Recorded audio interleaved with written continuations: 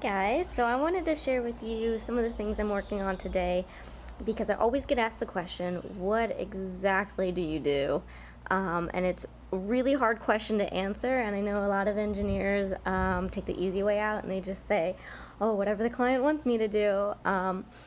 But it's very convoluted, and there's so many different things that I can do or that I have capability to do or I can figure out and use my background in engineering to help me out. So I was just going to tell you about the few activities I was doing today for my bunch of different projects.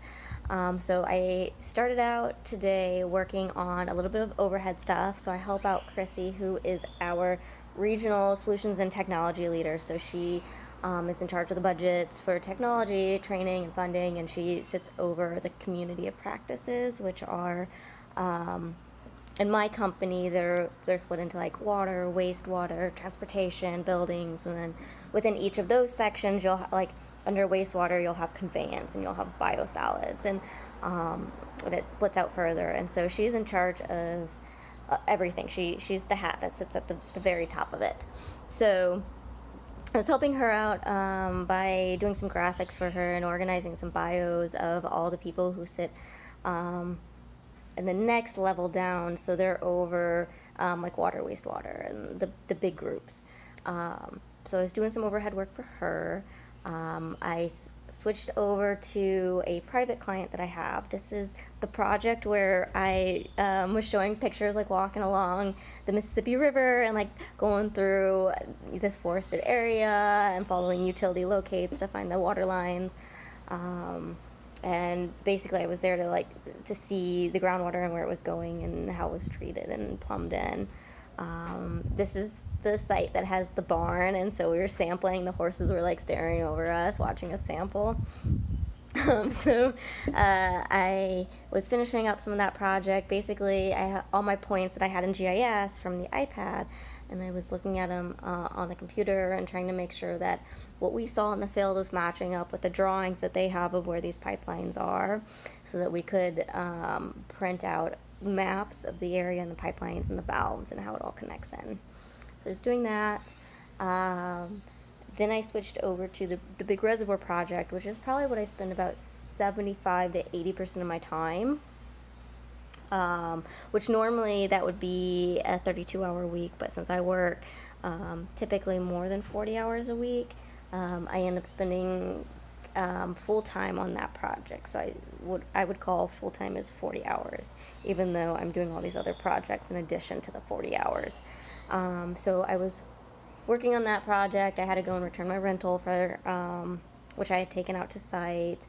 I was listening to my podcasts, and that was fun. I went and I got some kombucha. I've been working on a costing spreadsheet. Actually, Sydney in our Kansas City office has been helping us with that, and he has this really sleek spreadsheet with VLOOKUPs, and you change a few numbers of your projections of who's going to be working what hours and what months, and it auto updates all these graphs. And so I was playing around with what hours I thought we were going to spend. He had a bunch of calculations in there for what they had historically spent and to figure out how to level it for the hours, which would make up our budget. So what at the very beginning of the project we expected to spend. So anyway, lots of math, and I created a pivot table, and I was doing some sum-if statements and lots of mathy stuff. I sat into some meetings where we were talking about our dam, our low-head dam, and how we're going to shore up the side of it, which is in the video from yesterday that I had posted. You can see the dam.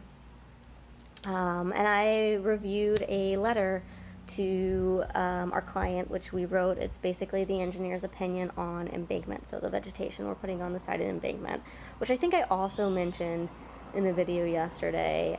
So those are like the hot topic items of the reservoir right now, like this dam, startup and commissioning, and the vegetation on the embankment for the dam.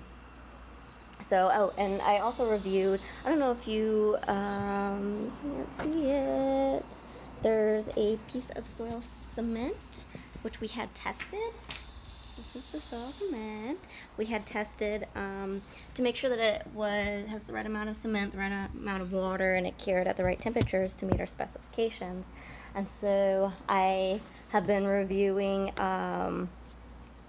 report that we wrote from all the samples, and there's all these pretty graphs and of the sample analysis, and then they did it in 2 different ways, and they compared the 2 different ways to say, look, this new modern technique we used is just as good as the older technique, and also here are results. So there's about 2 pages of info that was written by a guy in our company that does all environmental statistics.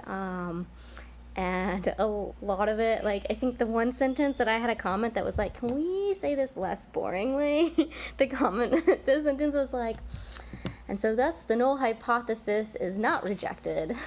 Like, there's just too many negations in that one sentence. And also, can we just say whatever it is in simple language, which I don't even know what it is in simple language because I avoid statistics.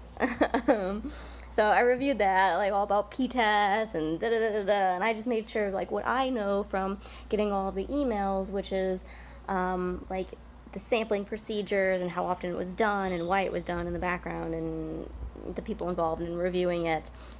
So I put in my comments, and some of them are very, very much like me not knowing the details of the testing, but me knowing this, like, big picture item. So being able to say, like, you know, we're trying to say this as the engineer. Do we need to be careful about how we word this so that we are not detracting from our message? Or some of my small comments are just like, we should add our credentials behind our name. So I should be like Andy Dumont PE.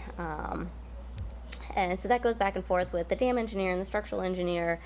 And basically I just paper push, and I get a lot of emails, and I push out a lot of emails, and I set up a lot of meetings. So that's what I did today.